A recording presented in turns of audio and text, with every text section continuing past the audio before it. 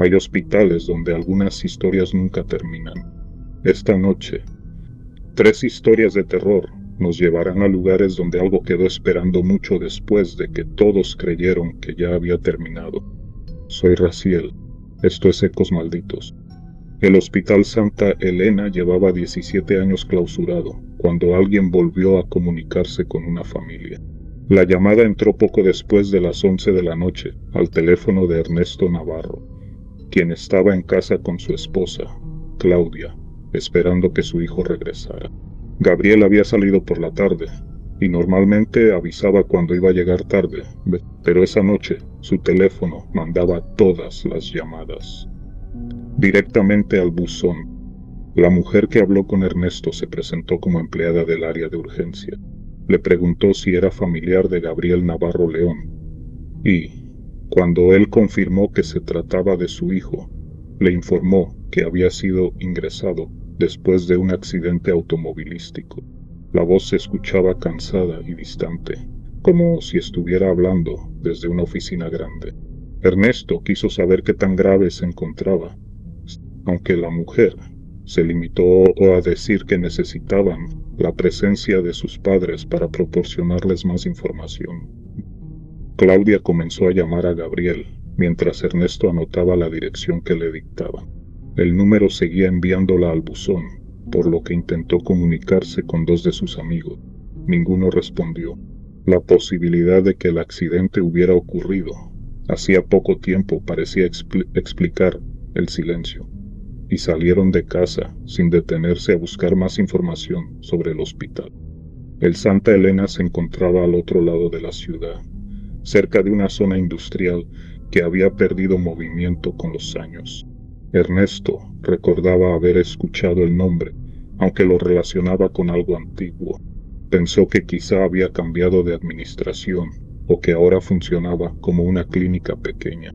En ese momento, lo único que importaba era llegar hasta Gabriel. Habían recorrido poco más de la mitad del camino cuando el mismo número volvió a aparecer en la pantalla. Esta vez habló un hombre que conocía el nombre completo del paciente y sabía que sus padres se dirigían hacia el hospital. Les explicó que Gabriel ya no se encontraba en la habitación donde lo habían dejado. Según él, el muchacho había despertado confundido. Salió al pasillo y el personal estaba revisando distintas áreas del edificio para localizarlo. Ernesto preguntó cómo podía desaparecer un paciente que acababa de sufrir un accidente. El hombre respondió que también estaban revisando las cámaras y recomendó que continuaran hacia el hospital, pues Gabriel podría intentar salir a buscarlos. La llamada terminó antes de que pudiera obtener el nombre del médico responsable o saber cuál era la habitación asignada. A partir de ese momento, Claudia dejó de marcarle a su hijo y comenzó a revisar cada calle por la que pasaban. Imaginaba que Gabriel podía estar caminando desorientado en algún lugar cercano, quizá herido y tratando de recordar cómo volver a casa. Ernesto aumentó la velocidad mientras seguía las indicaciones del navegador, hasta que la ruta terminó frente a un edificio oscuro, rodeado por una malla oxidada. El letrero todavía conservaba el nombre Hospital Santa Elena, aunque varias letras se habían caído. Había tablas cubriendo las puertas principales, y una cadena atravesaba la entrada del estacionamiento. La vegetación crecía entre el pavimento agrietado, y parte de la fachada estaba cubierta por anuncios viejos. Junto a la caseta de vigilancia quedaban restos de un aviso oficial, donde apenas podía distinguirse la palabra clausurado. Ernesto creyó que se habían equivocado de dirección. Revisó la ubicación que la mujer le había proporcionado y comprobó que coincidía con el lugar donde estaban parados. Claudia buscó el nombre del hospital desde su teléfono y encontró fotografías del mismo edificio. Los resultados más recientes hablaban de su abandono y de varios intentos fallidos por vender el terreno. El Santa Elena había cerrado 17 años atrás. Mientras intentaban comprender quién los había enviado hasta ahí, el teléfono volvió a sonar. La voz de la primera mujer explicó que se había producido una confusión en el sistema. Gabriel había sido trasladado a otra institución porque el Santa Elena carecía del equipo necesario para atenderlo. Mencionó el nombre de un hospital ubicado en una ciudad a casi 4 horas de distancia y aseguró que el traslado ya se había realizado. Ernesto le preguntó cómo podían llamar desde un hospital clausurado, pero la mujer siguió hablando como si no lo hubiera escuchado. Repitió el nombre de la supuesta institución y dijo que cualquier información adicional tendría que solicitarse directamente con ellos. Cuando Ernesto insistió en saber quién había autorizado el traslado, la comunicación se cortó. Claudia buscó el hospital que acababan de mencionar. El nombre aparecía en algunas calles y negocios, pero ninguna institución médica estaba registrada con esa denominación. También llamó al número de emergencias y explicó lo ocurrido. El operador confirmó que no existía un hospital con ese nombre en la ciudad señalada y recomendó que acudieran a una comandancia para presentar el reporte. Antes de retirarse, Ernesto trató de devolver la llamada. Una grabación indicaba que el número se encontraba fuera de servicio. Revisó el historial para comprobar que había marcado correctamente, pero el resultado era el mismo. Las 3 llamadas habían salido del mismo teléfono. Gabriel se comunicó con ellos cerca de 40 minutos después. Había pasado la tarde en casa de un amigo y su celular se apagó porque olvidó cargarlo. Al encenderlo encontró las llamadas perdidas y marcó de inmediato. Estaba sano, no había conducido esa noche y tampoco había sufrido ningún accidente. Sus padres tardaron en creerle. Claudia le pidió que enviara su ubicación y permanecieron hablando con él hasta que llegó a casa. Cuando le contaron lo sucedido, Gabriel pensó que alguien había conseguido sus datos para hacerles una broma, aunque la precisión de la información le pareció difícil de explicar. La persona que llamó conocía su nombre completo, el teléfono de su padre, y sabía que su madre se encontraba con él. A la mañana siguiente, Gabriel comenzó a investigar el hospital. La mayor parte de los resultados hablaba del abandono del edificio, pero después encontró una nota archivada de la época en que cerró.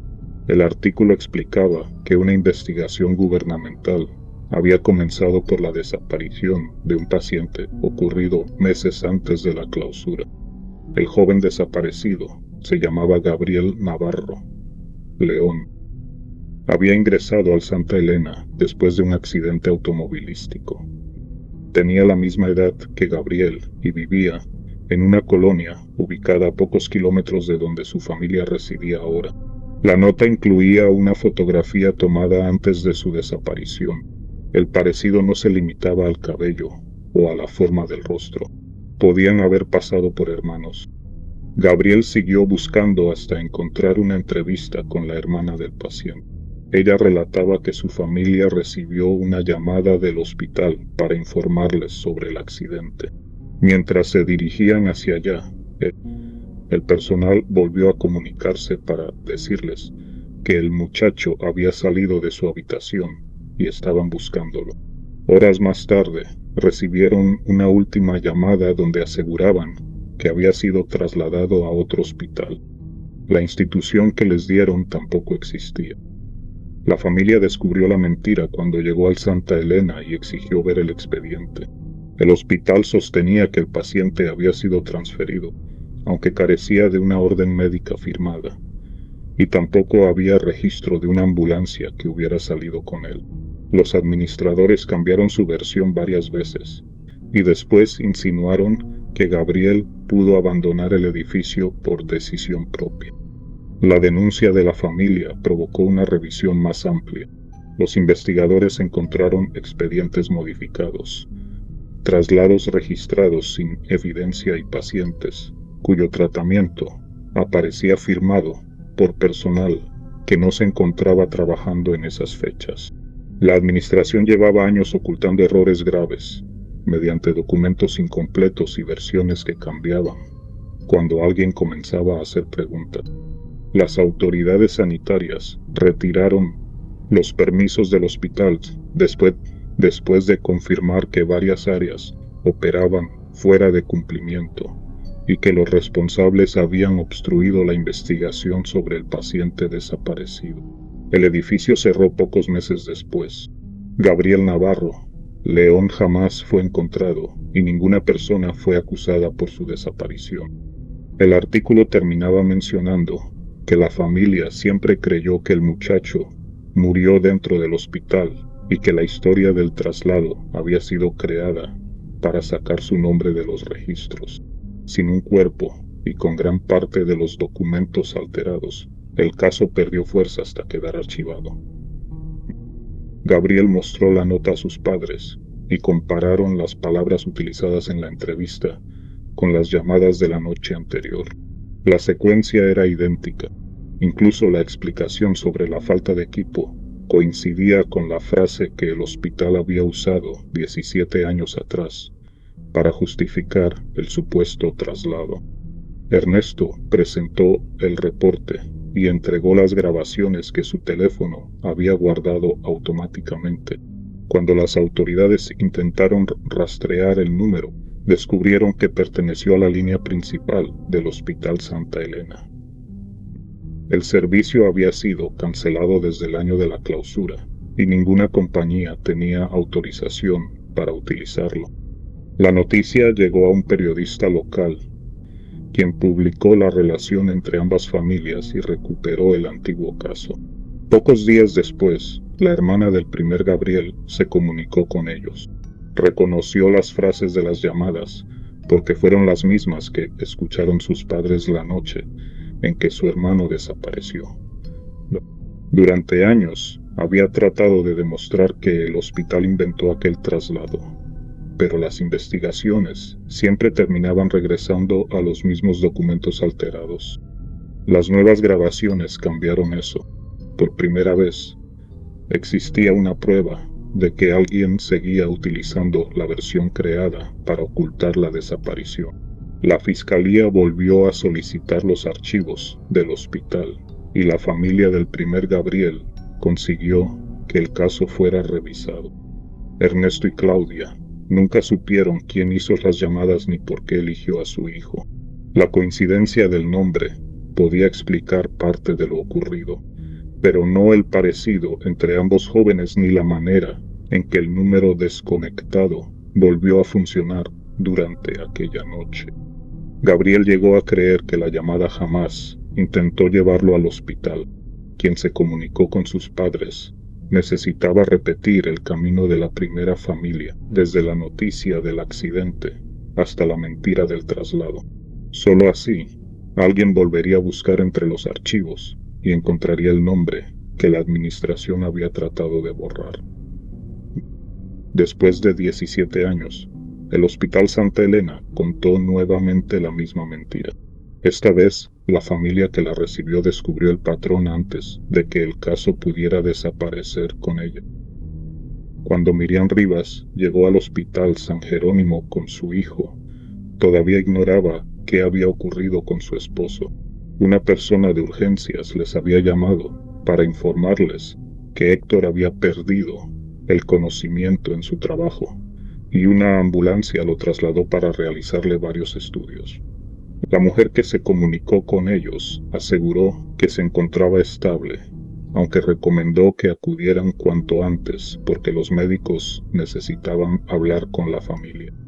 Eran casi las 2 de la mañana y la sala de urgencias estaba llena. Varias personas esperaban frente a la recepción, mientras 2 enfermeras intentaban resolver problemas con el sistema. Las pantallas se apagaban durante algunos segundos y volvían a encenderse con información incompleta. Miriam consiguió confirmar que Héctor estaba registrado, pero nadie pudo decirle en qué habitación se encontraba. Una enfermera les pidió que esperaran hasta que alguien bajara a buscarlos. Después de casi media hora, Iván decidió acercarse al pasillo que conducía hacia los elevadores.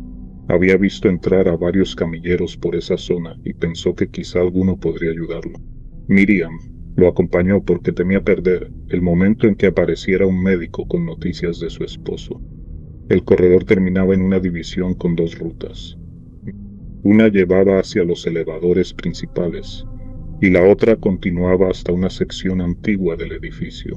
Las luces de aquel lado permanecían encendidas, aunque casi todas las puertas estaban cerradas.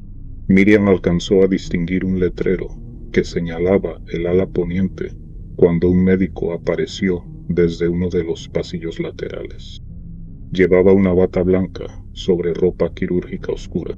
Parecía tener poco más de 50 años y cargaba una carpeta delgada bajo el brazo.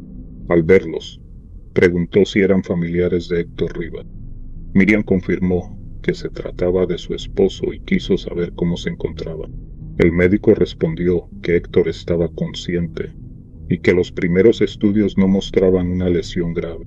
Todavía debían vigilarlo durante algunas horas porque su presión había bajado demasiado, pero podían verlo en cuanto terminaran de instalarlo en observación. Luego se presentó como el doctor Julián Salcedo. Miriam recordaría el nombre porque él lo pronunció lentamente, como si quisiera asegurarse de que ambos lo escucharan. También explicó que estaba cubriendo aquella área mientras el equipo de urgencias atendía otros ingresos. Su forma de hablar transmitía calma y, por primera vez desde que recibieron la llamada, Miriam sintió que alguien entendía lo que estaba ocurriendo. El doctor Salcedo les indicó que Héctor había sido trasladado al cuarto piso.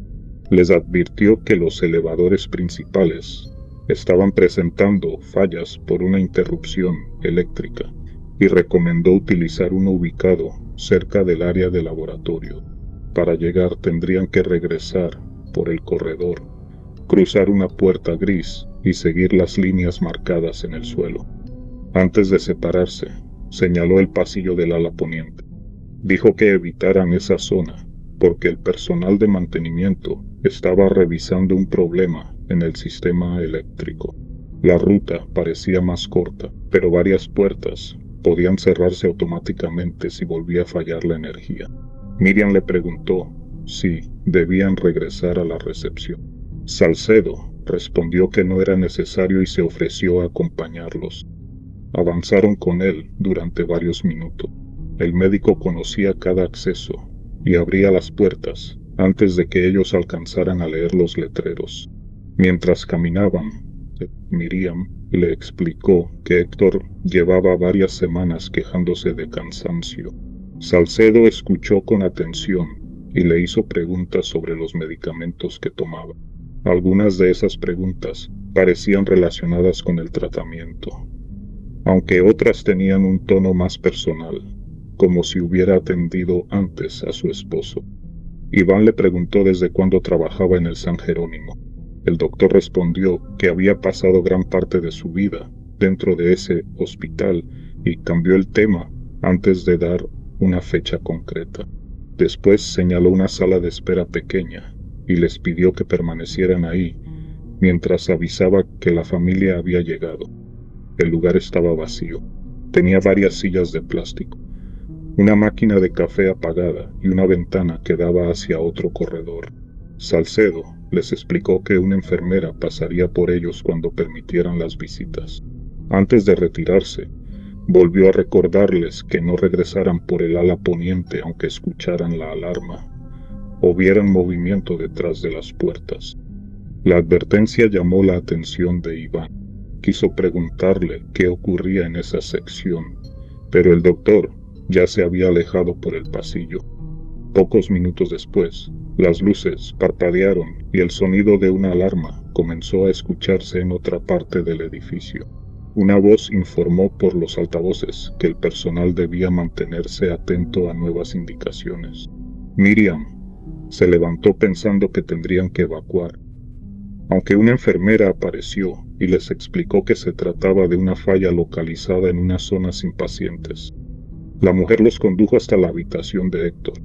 Él se encontraba despierto y parecía confundido por todo el movimiento, pero pudo hablar con ellos. Recordaba haber sentido mareos antes de perder el conocimiento y despertó dentro de la ambulancia. Los estudios continuaban. aunque el médico de urgencias consideraba que probablemente permanecería en observación hasta la mañana. Miriam permaneció a su lado mientras Iván salió a buscar agua. En el pasillo encontró a la enfermera que los había llevado hasta la habitación y le preguntó dónde podía encontrar al doctor Salcedo. Quería agradecerle porque los había acompañado desde urgencias y les dio la primera explicación clara sobre el estado de su padre. La enfermera pensó durante algunos segundos antes de preguntar el nombre completo. Iván respondió que se llamaba Julián Salcedo. La mujer revisó una tableta y buscó entre los médicos asignados al turno. Luego preguntó cómo era el doctor y en qué parte lo habían visto. Iván describió la bata, la carpeta y el pasillo por donde había aparecido. La enfermera dijo que no conocía a nadie con ese nombre. Iván pensó que podía tratarse de un especialista externo o de alguien que trabajaba en otra área. La mujer llamó a la estación y pidió que confirmaran si Julián Salcedo aparecía en el directorio. Ningún médico, enfermero o trabajador del hospital estaba registrado con ese nombre. Miriam se acercó cuando escuchó la conversación. Explicó que ambos habían hablado con él y que el doctor conocía el nombre de Héctor, su ubicación y parte de la información médica. También sabía que los elevadores estaban fallando antes de que se activara la alarma. La enfermera llamó al supervisor de turno. Durante varios minutos intentaron encontrar una explicación. Revisaron el ingreso de Héctor y confirmaron que ninguna persona llamada Salcedo había abierto su expediente. El médico responsable tampoco había enviado a alguien para buscar a la familia. Según el registro, Miriam e Iván todavía debían encontrarse en la sala principal de urgencias porque nadie había actualizado su llegada al cuarto piso. Ok. El supervisor pidió a seguridad que revisara las cámaras. Miriam e Iván regresaron a la habitación mientras se esperaban. Ambos recordaban con claridad el rostro del médico. Habían caminado junto a él, respondieron sus preguntas y siguieron sus indicaciones por varios pasillos. Incluso podían describir la manera en que sostenía la carpeta y la pequeña mancha que tenía en una de las mangas de la bata. Cerca de una hora después, un guardia llegó acompañado por el supervisor. Les pidió que fueran a la oficina de seguridad para identificar al hombre antes de revisar el resto del edificio. El hospital había activado un protocolo porque alguien pudo ingresar usando ropa médica y obtener información privada sobre un paciente. Las cámaras los mostraron saliendo de urgencias y acercándose al corredor de los elevadores. Miriam apareció mirando hacia el ala poniente antes de detenerse. Iván giró hacia el mismo punto y ambos comenzaron a hablar. El pasillo estaba vacío. Durante casi 4 minutos, las imágenes mostraron a Miriam e Iván conversando con un espacio junto a la pared. Miriam asentía mientras Iván hacía preguntas. En cierto momento, los dos voltearon al mismo tiempo hacia los elevadores. Luego, comenzaron a caminar como si siguieran a alguien. En otra cámara, se observaba que mantenían suficiente distancia para permitir que una persona avanzara entre ellos. Miriam se detenía cuando llegaba a una puerta y esperaba varios segundos antes de continuar. Iván incluso extendió el brazo para sostener uno de los accesos, dejando pasar primero a alguien que nunca apareció en la grabación. La cámara de la sala de espera mostraba el resto de la conversación. Miriam e Iván permanecieron frente a una de las sillas, mientras miraban hacia un hombre que para ellos estaba parado junto a la salida.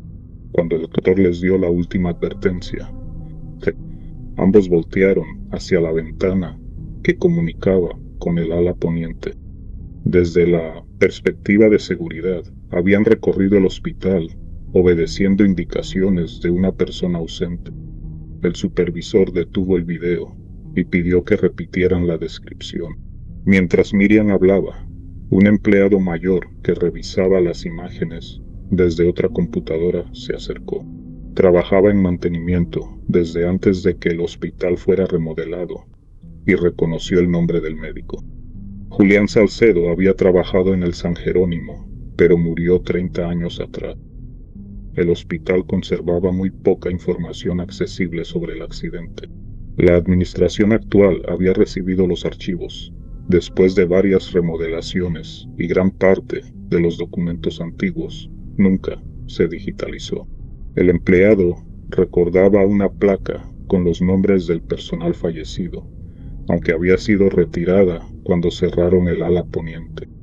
El supervisor localizó una fotografía de la placa dentro del archivo de mantenimiento. Julián Salcedo aparecía entre los 6 trabajadores que murieron durante un incendio provocado por una falla eléctrica. Miriam pidió ver una fotografía del médico. Después de varias búsquedas, encontraron una nota publicada por un periódico local. La imagen mostraba a un grupo de empleados frente a la entrada del hospital. En la segunda fila aparecía el hombre que los había guiado esa noche. Tenía menos edad y vestía una bata diferente, pero el rostro pertenecía al doctor Salcedo. El incendio comenzó durante la madrugada, en el ala poniente, cerca de una zona donde se almacenaban cilindros de oxígeno. Un cortocircuito provocó que varias puertas contra incendios se cerraran antes de que los pacientes pudieran ser evacuados. El humo se extendió por los pasillos mientras el sistema de emergencia presentaba fallas. Los testimonios indicaban que Salcedo ayudó a sacar a varias personas utilizando los corredores de servicio. También condujo a 2 familias hacia los elevadores cercanos a los laboratorios, la ruta que había mostrado a Miriam e Iván. El médico regresó después al ala poniente porque todavía había pacientes dentro. Su cuerpo fue encontrado junto a una de las puertas cortafuego. Los investigadores determinaron que intentó mantenerla cerrada para evitar que el humo y el calor avanzaran hacia una zona donde se refugiaban varias personas. Quienes sobrevivieron afirmaron que Salcedo les ordenó alejarse de aquella puerta, incluso cuando comenzaron a escuchar golpes y voces desde el otro lado. La investigación nunca aclaró quiénes producían esos sonidos. Los pacientes registrados en esa sección ya habían sido evacuados o localizados en otras habitaciones. Después del accidente, el ala poniente permaneció cerrada. Algunas zonas fueron demolidas durante la remodelación, aunque el corredor donde murió Salcedo quedó aislado detrás de varias puertas de seguridad. El público dejó de tener acceso y la mayoría de los empleados nuevos desconocía su historia. La falla eléctrica de esa noche había comenzado en el mismo sector. El supervisor de mantenimiento explicó que uno de los sensores detectó un aumento de temperatura dentro del corredor clausurado. El sistema cortó la energía antes de que comenzara un incendio mayor, pero una parte del pasillo se llenó de humo. Si Miriam e Iván hubieran continuado por la ruta que parecía más corta, las puertas automáticas los habrían dejado encerrados entre el ala antigua y los elevadores fuera de servicio. Salcedo los había apartado de esa zona varios minutos antes de que el hospital detectara el problema.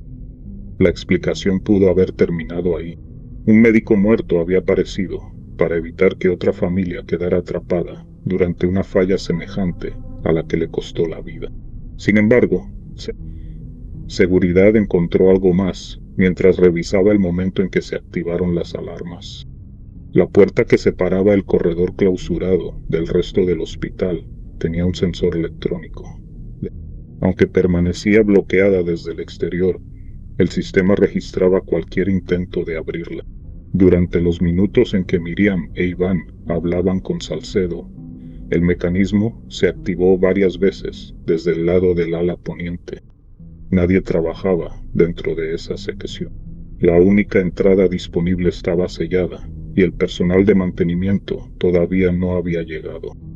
Las cámaras no apuntaban directamente hacia la parte interior del corredor, pero una de ellas alcanzaba a mostrar la puerta desde lejos. Antes de que Miriam e Iván aparecieran, la manija descendió varias veces. La puerta se separó apenas del marco y volvió a cerrarse. En ese momento, Miriam e Iván entraron al pasillo. Las imágenes los mostraron deteniéndose frente al lugar donde aseguraban haber visto al doctor. Mientras hablaban con él, la manija volvió a moverse. Después ambos cambiaron de dirección y siguieron a Salcedo hacia los elevadores de laboratorios. La puerta dejó de abrirse. Minutos más tarde comenzó la falla eléctrica y el humo cubrió la sección clausurada. El hospital entregó las grabaciones a la administración y cerró temporalmente el acceso. Miriam e Iván regresaron con Héctor y permanecieron ahí hasta que recibió el alta. Ninguno volvió a ver al doctor Salcedo durante el resto de la noche. Antes de marcharse, Miriam preguntó al empleado de mantenimiento por qué el médico les pidió que evitaran aquel corredor aún antes de que fallara la energía. El hombre respondió que quizás Salcedo reconoció las señales porque ya había vivido un accidente parecido. Luego miró otra vez la grabación de la puerta. 30 años atrás, Salcedo murió impidiendo que se abriera mientras algo golpeaba desde el otro lado. Aquella noche, el mecanismo volvió a activarse desde el interior cuando una familia se acercaba sin conocer la historia del lugar. El doctor Julián Salcedo no apareció para atender a Héctor. Su guardia seguía ligada al pasillo donde perdió la vida, y mientras aquella puerta continuara tratando de abrirse, alguien tenía que mantener a las familias lejos de ella. Mariana Suárez ingresó al Hospital Central del Valle una mañana de martes para una cirugía de vesícula. El procedimiento estaba programado desde hacía varias semanas y los médicos esperaban darle el alta esa misma tarde, siempre que despertara bien de la anestesia y tolerara los medicamentos. Su esposo, Luis, permaneció en la sala familiar mientras preparaban a Mariana y recibió un mensaje poco después del mediodía, confirmando que la operación había terminado sin complicaciones. Una enfermera salió a hablar con él cerca de una hora después. Mariana seguía adormecida y su presión había bajado un poco, así que permanecería en observación hasta el día siguiente. La mujer revisó una tableta, imprimió un pase para visitante y le indicó que su esposa había sido trasladada a la habitación 512 en el 5º piso. El número aparecía en el pase junto al nombre completo de Mariana y su número de expediente. Luis tomó el elevador principal y siguió los señalamientos hasta el área de hospitalización. Los cuartos comenzaban cerca de la estación de enfermería y continuaban por un corredor largo, pero la numeración terminaba en el 511. Después de esa puerta únicamente había una sala de suministros y una pared cubierta con fotografías antiguas del hospital. Luis regresó a la estación pensando que había leído mal. Una enfermera consultó el sistema y confirmó que Mariana Suárez estaba asignada a la 512. Incluso podía ver que ya había sido recibida en la habitación y que alguien había registrado sus signos vitales pocos minutos antes. La enfermera llamó a la extensión del cuarto, aunque nadie contestó. Después recorrió el pasillo con Luis y volvió a revisar cada número. La habitación seguía sin aparecer. Pensó que el sistema podía estar utilizando una numeración anterior a alguna remodelación y le pidió que esperara mientras localizaba a la supervisora. Desde la computadora de la estación abrieron el expediente de Mariana. La pantalla mostraba el horario de la cirugía, la salida de recuperación y el traslado al 5º piso. Junto a la última actualización, aparecía el nombre de la enfermera que había recibido a la paciente, Rebeca Montalvo. Nadie en el turno conocía a una enfermera con ese nombre.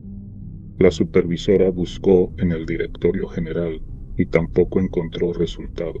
Después llamó al área de recuperación para confirmar quién había transportado a Mariana. La encargada respondió que una orden apareció en el sistema indicando que la cama 512 estaba disponible. Un camillero llegó con la solicitud impresa, revisó la pulsera de la paciente y se la llevó al 5º piso. La supervisora preguntó quién había solicitado el traslado. Desde recuperación revisaron el documento y encontraron la firma electrónica de Rebecca Montalvo.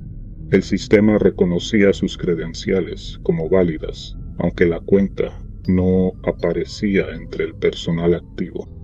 Luis comenzó a preocuparse cuando la encargada de recuperación fue hasta la cama donde Mariana había estado. Sus pertenencias ya no se encontraban ahí, y el registro mostraba que había salido del área hacía 27 minutos. Nadie recordaba el nombre del camillero. La mujer que autorizó la salida lo describió como un empleado de uniforme gris, con una identificación colgada del cuello, algo común entre el personal de transporte interno. Seguridad recibió la orden de localizar la cama y revisar los elevadores. La supervisora llamó a todas las estaciones del 5º piso, pero ninguna había recibido a Mariana. Mientras esperaban una respuesta, una nueva anotación apareció en su expediente. A las 2:17 minutos, Rebecca Montalvo había administrado un medicamento para el dolor. La cantidad registrada era mayor a la que Mariana había recibido en recuperación. La supervisora abrió el historial farmacéutico y comprobó que el medicamento tampoco había salido de la farmacia durante ese turno. Aún así, la aplicación figuraba como completada y llevaba la firma electrónica de la misma enfermera. Luis pidió que buscaran a su esposa en cada habitación. El personal cerró temporalmente los accesos del piso y revisó baños, cuartos de limpieza y salas de procedimiento. La cama de Mariana tampoco estaba en los elevadores ni en las escaleras de servicio. El encargado de seguridad llegó con las primeras grabaciones. Las cámaras mostraban a Mariana saliendo de recuperación mientras dormía. Un hombre con uniforme gris empujaba la cama y llevaba un gafete, pero el ángulo impedía leer el nombre. Subió por un elevador de servicio y apareció minutos después en el 5º piso. El camillero avanzó por el corredor hasta llegar a la última habitación. Pasó frente a la 511 y continuó hacia la sala de suministros. La cámara perdió parte de la imagen durante unos segundos debido a una interferencia. Cuando la grabación volvió a estabilizarse, la puerta de suministros estaba cerrada y la cama ya no aparecía. El video nunca mostró al hombre regresando. Los guardias abrieron la sala y encontraron cajas, ropa de cama y equipos sin usar. Había poco espacio entre los estantes y ninguna salida visible. Una cama de hospital difícilmente podía desaparecer dentro de aquel cuarto sin bloquear el paso, pero el suelo conservaba marcas recientes de ruedas que llegaban hasta un gabinete metálico colocado contra la pared del fondo. La supervisora pidió los planos del piso. El archivo actual mostraba la sala de suministros, ocupando el espacio posterior a la habitación 511. Un empleado de mantenimiento revisó una copia anterior a la última remodelación y descubrió que en ese lugar existió otro cuarto.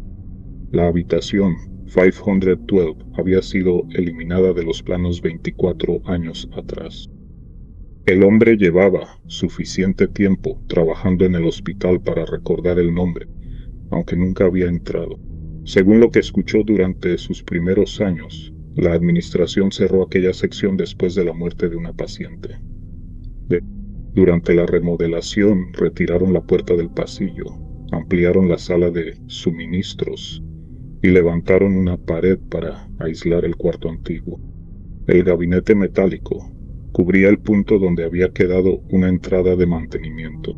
Al moverlo encontraron una placa asegurada, con tornillos y varias capas de pintura. Las marcas de las ruedas terminaban frente a ella. Luis acercó el oído mientras los trabajadores retiraban la placa. Al otro lado se escuchaba un sonido bajo que se repetía cada pocos segundos. Uno de los enfermeros reconoció el ritmo de una alarma médica parecida a la que emiten las bombas de infusión cuando una bolsa está por terminarse. Después escucharon la voz de Mariana. Hablaba con dificultad y parecía creer que una enfermera seguía dentro con ella. Luis le respondió desde la abertura y trató de mantenerla consciente, mientras mantenimiento ampliaba el acceso. El espacio detrás de la pared conducía a un corredor estrecho, cubierto de polvo. Al final permanecía la puerta de una habitación que todavía conservaba el número 512. La cerradura cedió después de varios intentos. El cuarto estaba casi intacto, aunque todo pertenecía a otra época. Había un monitor antiguo, junto a la cama, cortinas descoloridas y un teléfono montado sobre la pared. Parte del equipo había sido desconectado y los enchufes estaban cubiertos con placas metálicas desde la remodelación. Mariana se encontraba acostada en medio de la habitación. La cama era la misma que salió de recuperación, pero estaba conectada a instrumentos que el hospital había dejado de utilizar décadas antes. La pantalla del monitor mostraba una línea irregular y emitía la alarma que habían escuchado desde la sala de suministros. Cuando uno de los enfermeros siguió el cable, descubrió que terminaba sobre el suelo sin estar conectado a ninguna toma. Junto a la cama colgaba una bolsa de medicamento. La etiqueta estaba amarillenta y llevaba el nombre de Adriana Valdés, una paciente ingresada 24 años atrás. Mariana todavía tenía puesta su pulsera actual. Sus signos vitales eran débiles, pero respondió cuando Luis la llamó. Los médicos retiraron la línea que alguien había conectado a su brazo y la trasladaron a cuidados intensivos. Los análisis confirmaron que había recibido una sustancia sedante adicional, aunque la bolsa encontrada dentro del cuarto estaba sellada y su contenido había caducado muchos años antes. Cuando Mariana recuperó la claridad suficiente para hablar, recordó haber despertado mientras la llevaban por el 5º piso. Una enfermera de cabello corto caminaba junto a la cama y revisaba una carpeta. Mariana intentó decirle su nombre, pero la mujer continuó llamándola Adriana y aseguró que ya conocían su expediente. Dentro de la habitación, la enfermera le explicó que todavía faltaban 2 aplicaciones antes de que pudiera descansar. Mariana sintió que le conectaban algo en el brazo y después escuchó a varias personas hablando cerca de la puerta. Las voces discutían sobre un medicamento equivocado y sobre la necesidad de corregir el registro antes de que llegara la familia. Ella creyó que se encontraba despertando de la anestesia y que las conversaciones formaban parte de un sueño. La mujer permaneció junto a la cama hasta que Luis comenzó a llamarla desde detrás de la pared. La policía y los administradores cerraron el 5º piso, mientras investigaban cómo había entrado el camillero. Revisaron los accesos, las identificaciones temporales y las cámaras de las áreas cercanas. El hombre aparecía únicamente desde que sacó a Mariana de recuperación. Ninguna grabación mostraba su llegada al hospital, ni el momento en que tomó el uniforme. El gafete seguía siendo ilegible, pero la supervisora consiguió ampliar uno de los cuadros donde podía verse el logotipo. El diseño pertenecía a las identificaciones utilizadas antes de la remodelación. El hospital había cambiado de nombre, colores y uniformes muchos años atrás. El expediente de Rebeca Montalvo fue localizado en un archivo de empleado retirado. Había trabajado como enfermera nocturna en el 5º piso y dejó el hospital después de la muerte de Adriana Valdés. Murió 6 años antes de que Mariana fuera ingresada. La versión oficial aseguraba que Adriana había sufrido una reacción inesperada durante la recuperación de una cirugía de vesícula. Su estado se deterioró durante la madrugada y falleció antes de que pudiera ser trasladada a cuidados intensivos. La documentación indicaba que cada medicamento había sido administrado correctamente. La familia de Adriana sostuvo una versión diferente. De acuerdo con una denuncia conservada en los archivos judiciales, el hospital les informó que la paciente descansaba y que podrían verla por la mañana. Horas después, les comunicaron que había sufrido una complicación. Cuando pidieron el expediente, descubrieron cambios en los horarios y varias firmas agregadas después de su muerte. Rebecca Montalvo declaró durante la investigación que recibió 2 órdenes distintas para la misma paciente. Una indicaba una dosis normal de analgésico y la otra repetía una cantidad que ya había sido administrada en recuperación. La enfermera aseguró que trató de aclarar la diferencia, pero un supervisor le ordenó seguir lo que aparecía en la hoja más reciente. Adriana dejó de respirar poco después de recibir la segunda dosis. El hospital intentó responsabilizar a Rebecca, aunque los registros presentaban alteraciones que impedían determinar quién autorizó el medicamento. También cambiaron el número de la habitación donde Adriana había sido atendida. En algunas páginas aparecía la 512 y en otras figuraba un cuarto ubicado en un piso distinto. La investigación perdió fuerza cuando desaparecieron varias hojas originales. Rebecca renunció y la familia llegó a un acuerdo confidencial con el hospital. Poco después, comenzaron las remodelaciones y la habitación 512 quedó aislada detrás de la sala de suministros. La muerte de Adriana permaneció registrada como una complicación quirúrgica. Cuando el equipo legal comparó su expediente con el de Mariana, encontró algo que el personal no había notado. Ambas mujeres tenían 42 años y habían ingresado para el mismo procedimiento. Los horarios de traslado también se parecían, aunque existía una diferencia de 24 años entre las dos hospitalizaciones. Cada actualización que apareció en el expediente de Mariana repetía los registros de Adriana. La hora de llegada a la habitación, los signos vitales y la primera dosis coincidían con las anotaciones que habían sido modificadas después de la muerte. El sistema estaba reconstruyendo la secuencia, utilizando el nombre de Mariana, pero conservaba las credenciales de Rebecca Montalvo. La administración culpó inicialmente a la migración de datos. 2 semanas antes habían incorporado miles de documentos antiguos al nuevo sistema hospitalario. Las hojas de Adriana fueron escaneadas junto con expedientes de la misma época, aunque debían permanecer clasificadas como registros históricos sin capacidad para generar órdenes actuales.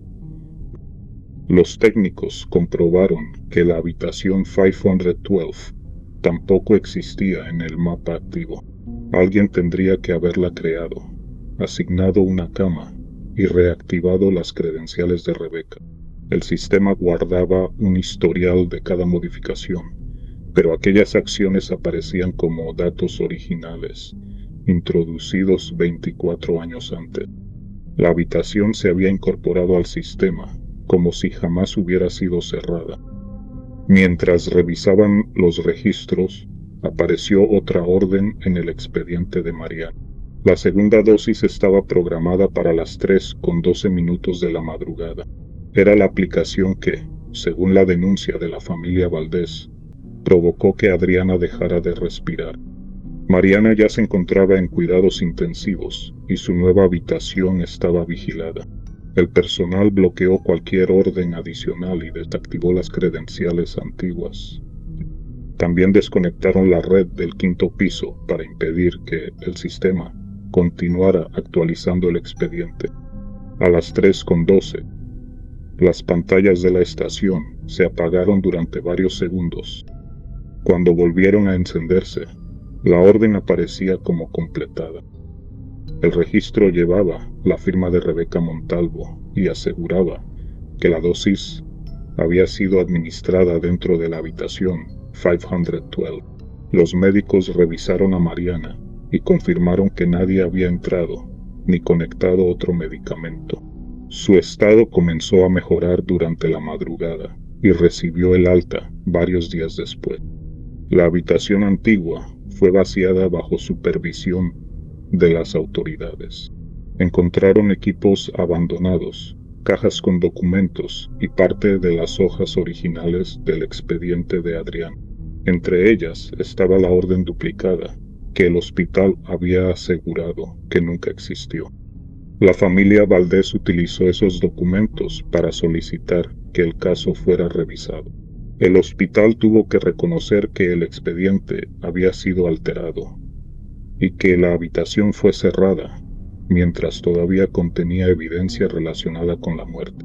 La investigación continuó contra varios administradores retirados, aunque muchas de las personas involucradas ya habían fallecido. Nadie encontró al camillero que trasladó a Mariana. Después de retirar todo lo que había dentro, los trabajadores sellaron nuevamente el acceso. El hospital eliminó la 512 de sus servidores y colocó cámaras adicionales frente a la sala de suministros. Durante varias semanas, los registros permanecieron normales. El expediente de Mariana conservó una última anotación que los técnicos nunca consiguieron borrar. Indicaba que la segunda dosis había sido administrada correctamente a las 3:12 minutos por la enfermera Rebeca Montalvo. Esa era la hora registrada en el certificado de defunción de Adriana Valdés. Si llegaste hasta aquí, gracias por quedarte hasta el final. Y recuerda, algunos hospitales cierran sus puertas, pero eso no significa que todo lo que quedó dentro se haya ido. Soy Raciel. Esto fue Ecos Malditos.